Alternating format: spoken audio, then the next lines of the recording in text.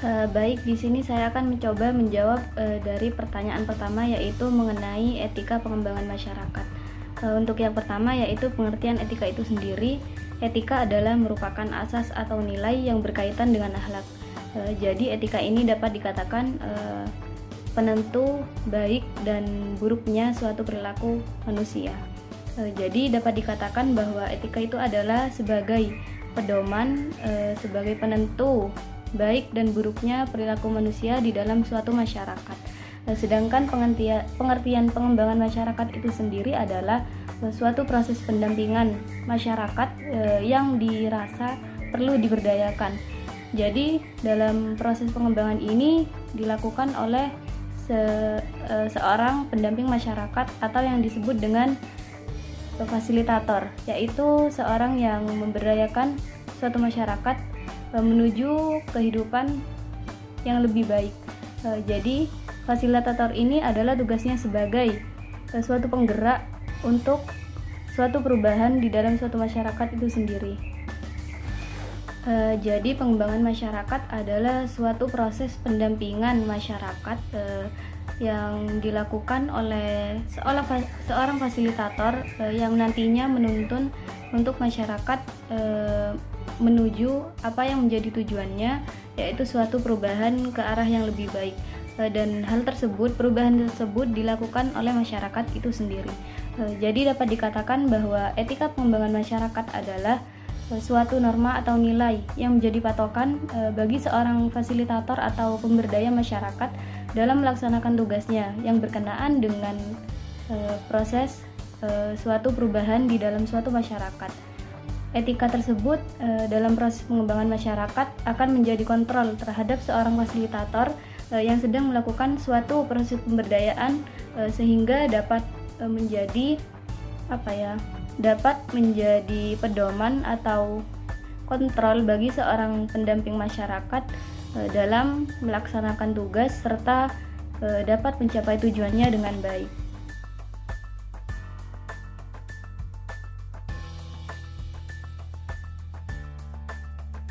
Baik, lanjut kepada pertanyaan yang kedua, yaitu mengenai standar perilaku pekerja sosial.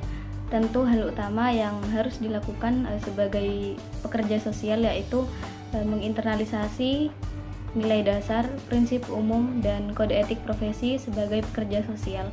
Hal pertama yang harus dimiliki yaitu salah satunya yaitu niat. Niat ini adalah berasal dari dalam diri sendiri dan dengan ketulusan hati sebagai pekerja sosial dalam membantu masyarakat untuk melakukan suatu perubahan. Untuk yang kedua adalah adanya empati.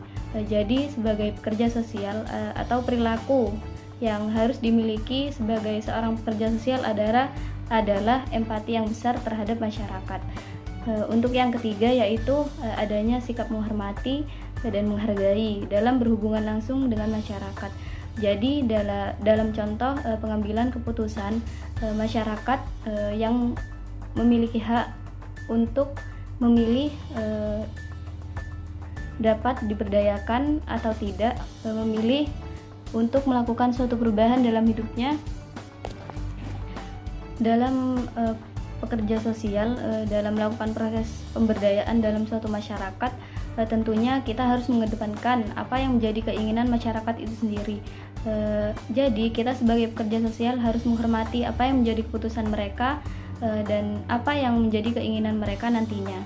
Untuk yang terakhir adalah tentunya ini hal yang sangat penting, yaitu memiliki sifat jujur, sehingga dalam melakukan pekerjaan sosial atau dalam proses pengembangan masyarakat itu kita dapat diterima dengan baik dan dalam melakukan proses pengembangan tersebut dapat berjalan dengan lancar dan baik.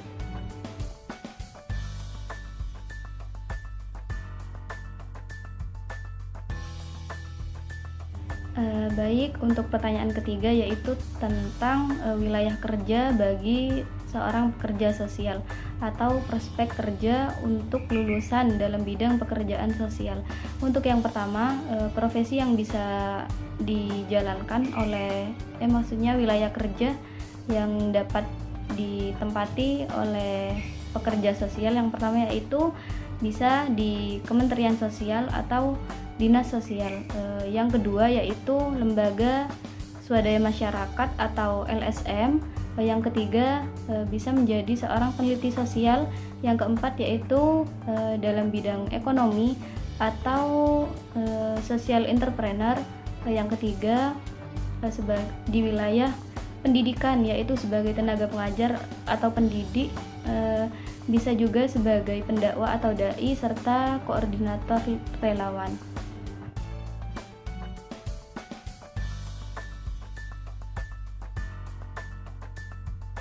Baik, selanjutnya yaitu pertanyaan yang keempat mengenai urgensi pengembangan masyarakat dalam dakwah Islam. Jadi dapat dikatakan bahwa salah satu tujuan utama dari dakwah Islam yaitu mengajak kepada seluruh masyarakat untuk melakukan suatu hal kebaikan, atau dalam Islam itu disebut dengan amar ma'ruf yang artinya mengajak kepada kebaikan. Artinya di dalam proses pengembangan masyarakat yang memiliki tujuan yaitu memberdayakan masyarakat, yang mengajak, menuntun serta mengarahkan masyarakat untuk lebih berdaya dan lebih baik lagi dalam menjalankan kehidupannya. Hal itu memiliki fungsi yang sejalan dengan tujuan dari dakwah Islam, sehingga keduanya ini sangat berhubungan. Penting adanya suatu proses pengembangan masyarakat tersebut. Karena apa? Karena hal itu juga sebagai syiar Islam kepada seluruh masyarakat dan seluruh umat manusia. Maka kita sebagai pekerja sosial itu melakukan dua tugas sekaligus, yaitu sebagai fasilitator atau sebagai pemberdaya masyarakat atau pendamping masyarakat, dan seorang pendakwah, yaitu tujuannya sama, yakni melakukan suatu perubahan baik di dalam suatu masyarakat.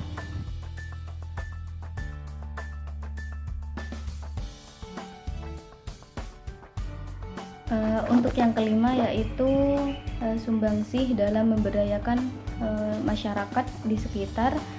Jadi sebagai pendamping masyarakat atau sebagai calon fasilitator, saya memberikan kekuatan penuh kepada diri sendiri dalam hal mempelajari ilmu terkait bagaimana suatu proses dan hal yang perlu dipersiapkan nantinya kelak untuk diimplementasikan kepada masyarakat sekitar, yang nantinya saya bisa melakukan suatu proses perubahan, pelayanan serta peningkatan terhadap kualitas hidup di dalam masyarakat.